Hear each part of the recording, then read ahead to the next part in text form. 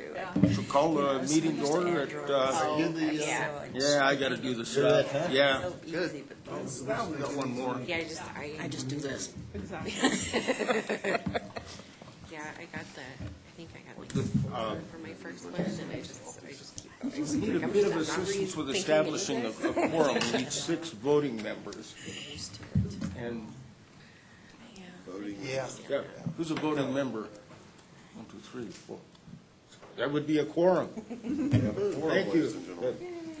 How come Gail can do that just by looking? Gail has the motherly scowl. She just gets everybody in line. She just looks at you. And I'm not saying anything bad about Gail. She just has her way. I think that's good. Start with introductions. My name is Fred Hare. I'm with the Yellow Cab Company in Colorado Springs. And we'll start down at that end and work our way around. Sounds good to me. Kevin Girardi, Discover Goodwill. Morning. My name is Lucy Cruz Laporte, Discover Goodwill. Morning. Erin McCauley, Mountain Metro Transit. Liz Robertson, DVR. Scott Phillips, PPACG. Good morning, Dick Hyde, Community Intersections. Joe Vaccaro, Community at Large. Joe Urban, Area Agency on Aging. Stu Smith from Comcar. Miley Gray, Drive Smart, Colorado. Courtney Stone with the Independence Center. I'm Sharon Brown, City Council. Rush things a little bit, but there we go. If we've had has everybody had a chance to take a look at the agenda? Yes. Are there any additions or changes to the agenda?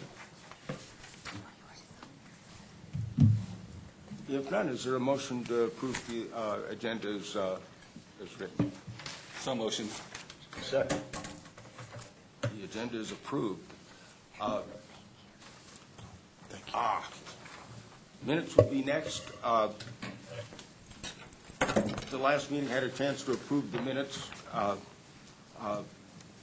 there any changes or additions to the minutes, corrections?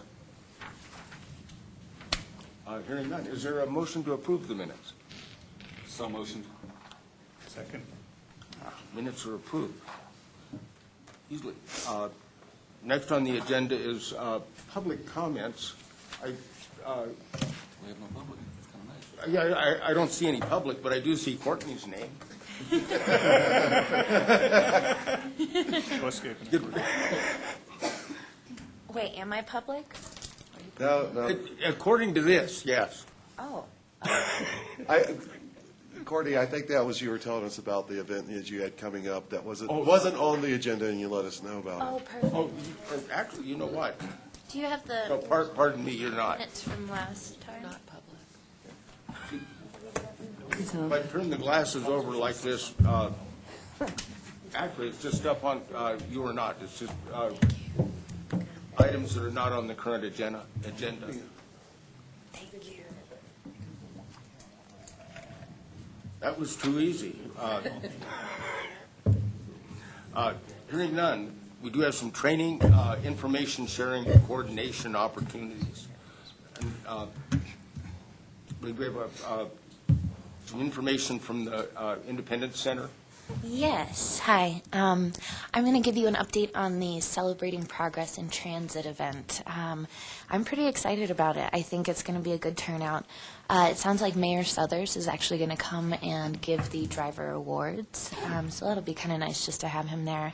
But we're putting together a video just kind of telling about some of the general challenges with transit in the Springs and highlighting progress that we've made. And we have a national speaker named Marilyn Golden. But she's a disability rights advocate that worked on the original passage of the ADA and transportation around that. So kind of tying in the 26-year anniversary of the ADA with transit this year. So I have a couple things to figure out with the drivers that have been nominated. There was one agency that did not have any drivers nominated, which is unfortunate, I guess, but I'm not entirely sure, what to do with that. But either way, I should have driver announcements as far as who the awards are supposed to go to by the end of the week. And it was really, we got, I think, like 150 different nominations via paper and email. We had people call in and we just dictated. So we had a lot of good interest and a lot of really cool telling stories. My favorite comment so far was that he was born ready, like John Wayne. Yes, like I want it. So either way, that's going to be on July 27th. You should have an invite in your packet. If you haven't gotten an invite to the luncheon, it is by invite only, and I did send over all the MCC names, but if emails weren't correct or whatever, just let me know. But the other thing I wanted to mention is that Marilyn is bringing along a sort of assistant that she's worked with in the past, but he has coordinated ballot initiatives for transit in other communities and is going to do a little workshop after the luncheon. So if you're interested in that, you're welcome to come, whether you can come to the luncheon or not. So I'll send out some more information. We'll send out a couple more emails. So if you haven't gotten an invite yet, feel free to email me and I'll get you on the invite list. And Courtney, I was going to also say, if you want to send it to me, I'll make sure that we get it out to everybody before our next meeting. Okay, sounds good. I mean, how firm is the schedule? Because I don't know if I have drivers coming to that, but I get drivers going to work right after this. Right. So is it going to start on time and finish on time? Absolutely. Okay. Yeah, we're pretty hardcore about respecting people's time with these kinds of things. So we'll make sure it's pretty on the go. Okay, thank you. Yeah, absolutely.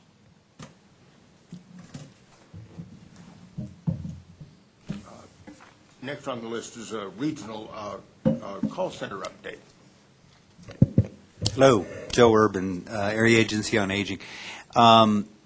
Basically, I don't have a heck of a lot to report. We have been in conversations with Route Match as to the integration of the call center database.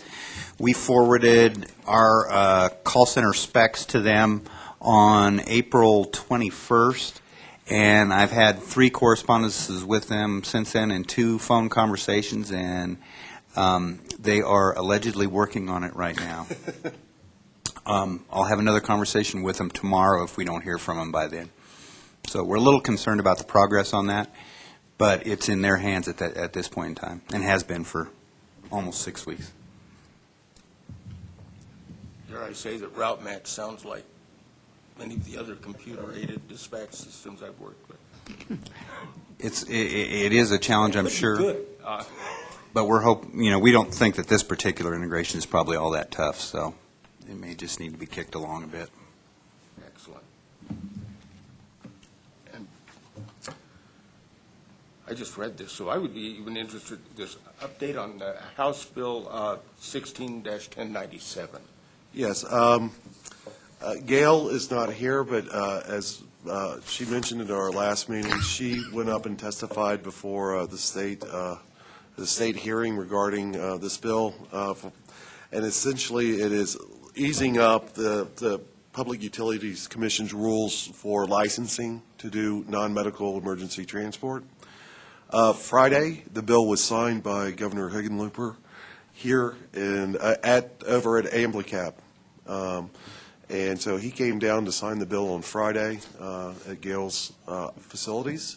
So that bill has been signed and is good to go. So hopefully it should lessen the responsibility in regards to legal costs and just the bureaucracy of getting licensed to do non-medical emergency transport, which is, so we all know, desperately needed in the area. Yeah, thank you. I actually printed it. Oh, okay. Great, yeah. It was signed. It looks very similar to the taxi cab legislation that they passed in, it affects mostly the larger counties, but of which El Paso is one. But essentially what it says, if the operator is financially and operationally fit, they must be granted a certificate. It doesn't remove all the legal arguments from interventions. Sure. However, it probably eases the way for most. On the taxi cab thing, I can tell you that the lawyers are winning big time. Whether anybody else is doing any good or not, I have no idea, but the lawyers are doing just fine. But look pretty good for contract carrier while keeping the what do I want to say? The integrity or the meaning of the rules. Because, who is driving and what they are driving, I think, remains important.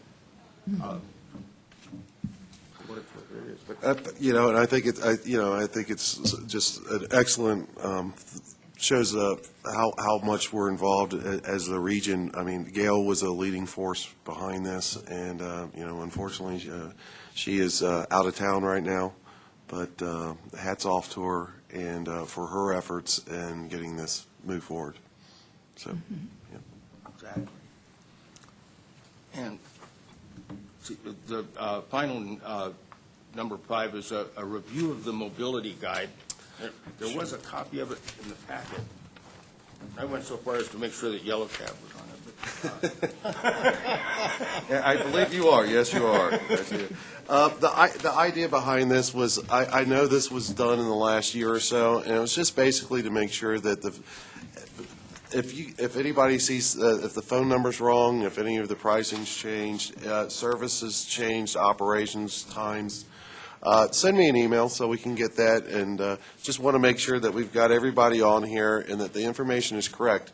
A lot of this stuff, I get phone calls, or we get phone calls here from people that looking for rides to the doctor, rides to even, go to Walmart, you know. And I just want to make sure the package that I send out, this is one of the things I send them, and I want to make sure that they're getting the correct information. So if there's any changes whatsoever, let me know. Just send me the email, and we'll make sure that we can get these updated as we get ready for the next printing of the document. And that's about it. And you've got my email, so. We've printed 2,000 of these, just front to back, that we distribute to places that take our, other than here, because you already have them, but that take the aging driver Sure. guide, because we've removed this from the inside because it's more of a statewide document now. So we're encouraging all of our communities to print something similar. And since y'all already did it for us, we just reprinted it. So now we just kind of hand that out in conjunction. Excellent, excellent. Thank you. one thing is, does this mobility guide appear on the PPACG website? There is a copy on the PPACG website. We'll talk about it to try to make it a little more visible. I think you have to go you have to click on a couple buttons before you get to it. Maybe we can get something on the front page. Yeah, we can certainly check that. And Miley, you might check with us. We may, who knows, we could have 10,000 of those sitting in the back. Okay. So Yeah. as opposed to you guys In the copying. future? Okay, great, we will. And we have it on our website as well, Drive Smart Colorado. Excellent. Okay, good. Yeah, I do know it's on there. I think it's a couple clicks, so we'll try to, we'll talk about it. We'll get it more visible. But that isn't horrible, and I'm guilty as the next side. It isn't an everyday occurrence, but somebody will call us with a transportation need. And if I can't figure it out, I just may give them their phone number. That's fine. But this is another resource where they can go. Yeah, and a lot of the challenges with this online is that a lot of our seniors, as we know, either don't know how to use the internet or the interwebs or whatever, the inner tubes, whatever they want to call them, and or have access to internet. A lot of the efforts that we do here, I typically send out a package to them. I try, especially if they're looking to use transit or learn how to use transit, I hook them up with our ambassador. Typically, we'll try to give them if it's using the bus, like a 20 free ride ticket, so they can at least, 85 cents. It amazes me, actually, the impact 85 cents has on somebody's monthly budget. And so we try to I try to get everything out to them when we deal with the seniors needing medical needs.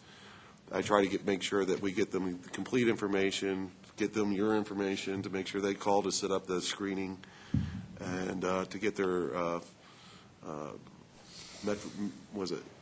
Mountain Metro ID card, and so they can get those services quickly. So to do everything we can to expedite the process for them. So anyways, if anybody sees anything different or you got to change, let me know so we can get that down there and we can get that out to people. Thank you. Yes. We have a presentation from Goodwill Industries. Good morning, everybody. Kevin and I are going to be tag teaming this presentation.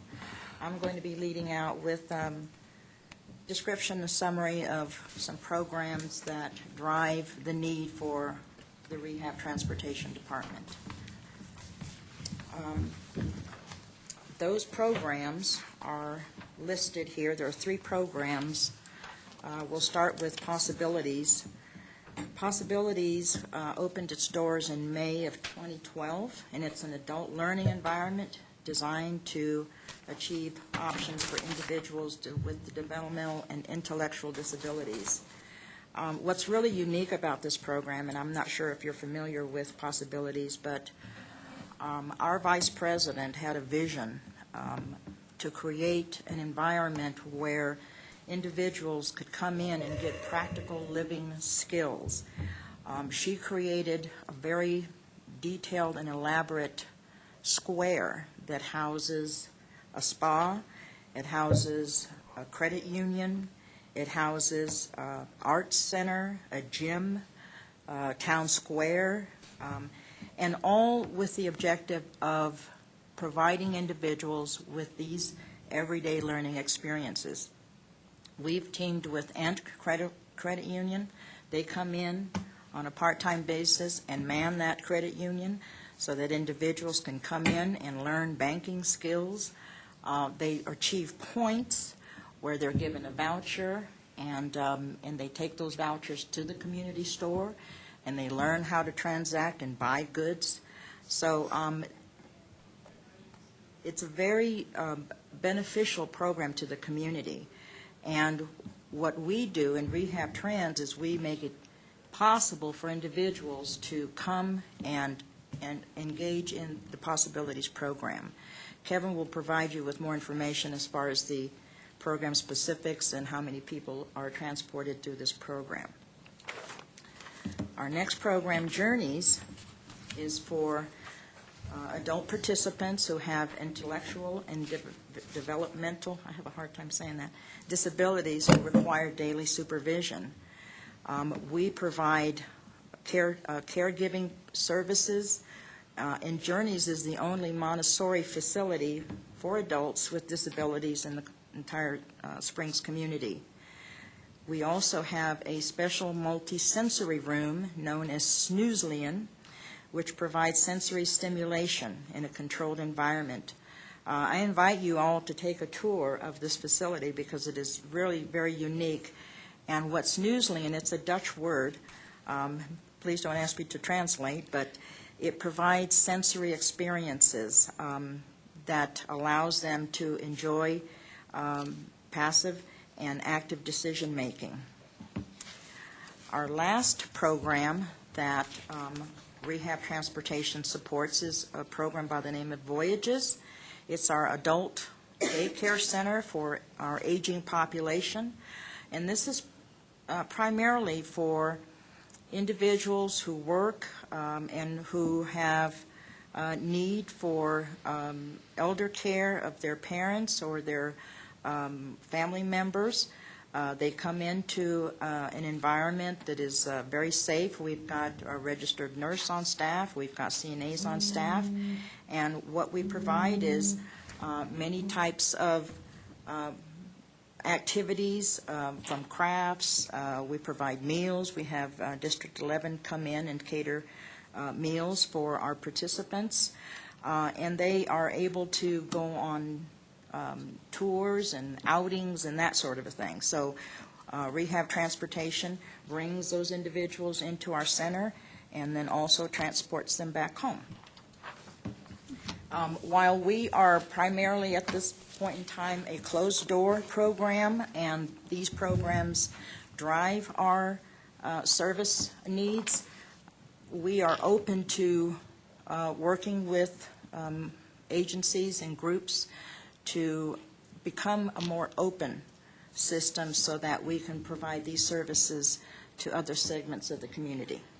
And Kevin will talk a little bit more about program specifics. Right now, we're covering approximately a 300 square mile area, and our service is spread over 6 routes. Eventually down the road, given demand, we'd like to expand that. But right now, we are at approximately 100 clients in service for what we do directly. We also transport a little in support of another program, which is the Voyages program. They have their own primary transportation, but due to routes and our coverage area being out farther east and a little farther west, one is permissible. We transport clients for them as well. The breakdown you see on here on the routes. Our north route, which goes up to just a little, about a block north of Baptist, is the cutoff there, and then I-25 for the west and east at Spulmer. Our largest route is our eastern route, which covers 134 square miles. Just due to the spread out there, we have people up almost to Palmer Divide and all the way out to Callahan, and then into Meridian on the east side of town. The smaller routes, the Powers route in the center part of town, which is only 22 miles, but it's a very dense collection of clients in that.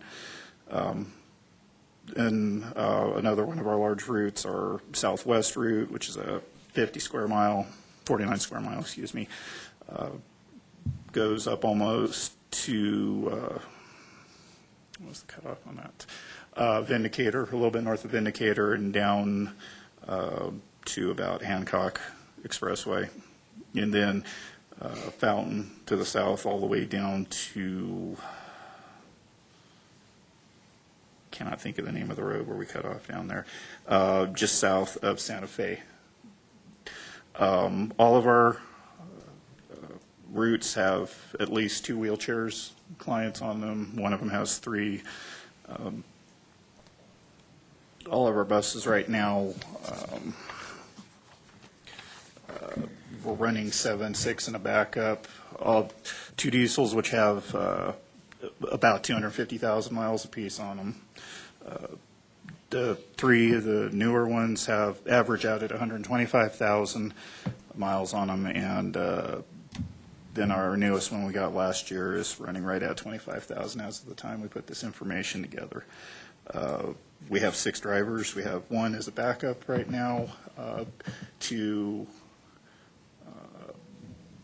kind of as a, what's what I'm looking for, guard against the need increase, and we have somebody to cover in an emergency, and as well we can automatically bring in the case of the expansion that we're hoping to see. We have probably another 6 or 7 people on our waiting list right now that we're waiting with regards to funding, so that'll push us over 100 clients that we support just in our portion of the program. Anybody's got any questions? Wanted to add, too, that we also have our own in-house fleet maintenance program. And so our own employees through that department service all of our vehicles. And I believe Silver Key, maybe? Some of Silver Key. Silver Key is also one of our clients on our fleet maintenance program. Do you folks have peak times? Are you similar to like community intersections, early in the morning and in the afternoon, and yeah. kind of dead in the middle? We start with our east route. It starts at 5:30 in the morning, just because of the distance. We're starting our pickups out in Callahan, so about 5:45 in that case, and 6 or thereabouts for the rest of the groups, and then again we start running at 2 o'clock. Well, I have my drivers there at 2 o'clock. They let them out of the program about 2:15, 2:20. And then we, in most cases, except for the outlying areas, we have everybody home by about 4:30. What's your approximate downtime in the middle? They usually are finished by 9 at the longest run in the morning, and so 9 to 2, 9 to 1:30 is the downtime in the middle, and that's something we, like Lucy discussed, we're trying to see how we In can those possibly gaps. fit something in if we're moving towards more of an open door situation. What capacity is your buses running at? Let me see, what is it? It's all, Say your there's windows. there's one bus, and I'm trying to remember which one it is. It doesn't have it, all of them but one have the drop-down seats, so 12 I'm plus. talking about percentage-wise, how full Oh, are your buses today? 70%, 80%? Seven, I'd say- You said you have room for 6 more people, we're just waiting on funding, so I assume you have seats for those people. Well, it's depending on the area. We do have seats, and in some cases, we have to drop and pick up. Right, yeah. So it might be 110% of capacity on one. It averages out, I'd say, to, on any given day, 80% or better capacity. That's nice. That's a nice capacity going right there. Yes. Stuff happens. Has Goodwill joined the collective, the regional call center? No. That's something that we are wanting to do and are prepared to get involved in. We've been kind of following the call center. For about 10 years. Yes, so yes, we would definitely. How'd you know the history Yes. behind it? Yes. But that's definitely good. in our Okay. sights. But you're one of the biggest providers around for Absolutely. people with disabilities. Absolutely. Do your riders require waivers then, or what are the qualifications to be able to They be do, on that? they do. We do have to provide waivers for clients that are riding the bus. But for the most part, these are folks that can't be transported any other way. A paratransit is not able to transport them, so we take that on to bring them into our programs, and so. Are you limited to waiver holders, or is it? We do some private pay, but it's a very limited. Very thing. limited. There's 2 or 3 clients, I think, is all we have right Yeah, now it's that are a private pay. Majority is waivers.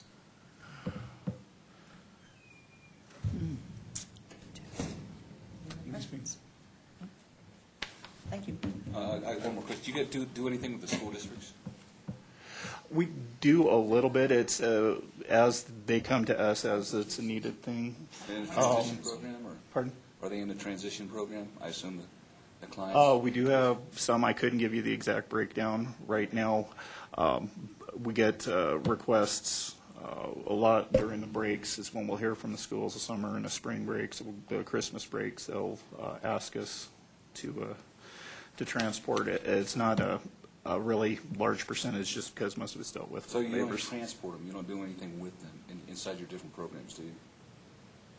In other words, you transport them, you don't transport them to your facilities to do something, to do a day program or anything Yeah, like that? we do. Or It's yeah. It's all in-house. I mean, Yeah. for the most part, it's for participation in our programs. Okay, yeah. Okay. All right, thank you. Curiosity, I see 2 buses with 250,000 miles. In our fleet, that's about when we start thinking it's And nearing the end of its life. that's Yes. what we'd like to replace those, yeah. Definitely, but they don't want to die on us yet. So are they into their life cycle where you can request monies to replace those buses? We have Yes. applied for grants to okay. replace those items, because we're patching them along, we're nursing them along, but. We got fantastic mechanics that keep them rolling for us, but yes, we would like to see new ones because realistically, at that kind of mileage, and it's hard miles, it's a lot of stop and go. We all know that's harder. And then the route that goes out to Callahan, my east route, the roads aren't exactly the best out there, so there's a lot of wear and tear on the bus that runs that route as well, which is one of my diesels. Now, have you guys sought faster and/or Yes, we have. 5310 funds Yes, in the we have. past? Yes, we have. Yeah, we have. And we're turned down. There's always next year. Yes, there is. That's true, we're hopeful.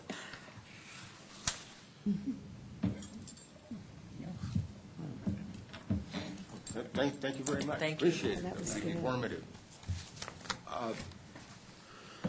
Now looking for action items for the next meeting, which would be the 28th of June. I can't recall if we had anything carrying over from the last one.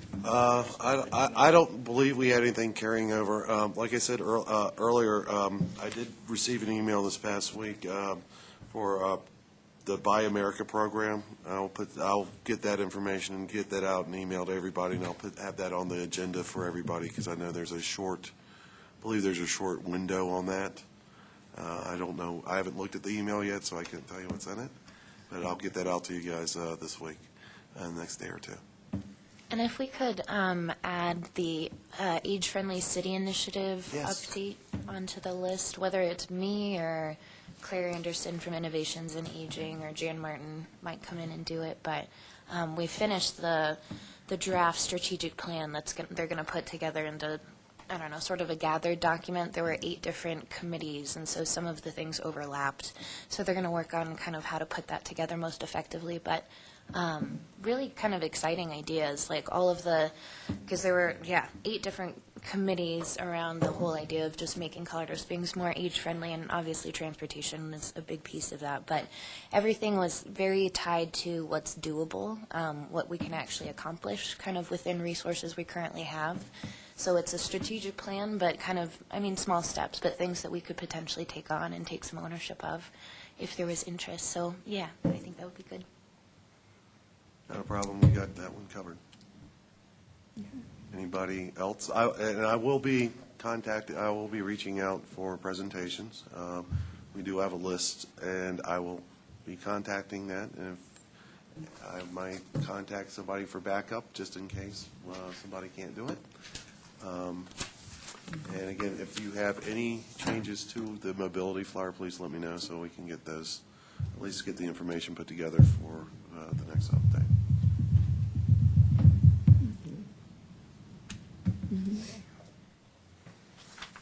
All right, then, let's see. Let's see, Bike to Work Day is coming, so I can get Joe to ride his bike to Yellow Cab, and I'll just ride my bike somewhere. We'll confuse everybody. We've reached the end of the agenda. I think we have. Fairly short order, but thank you all, and we'll adjourn the meeting. Okay. Thank you. Yeah, really?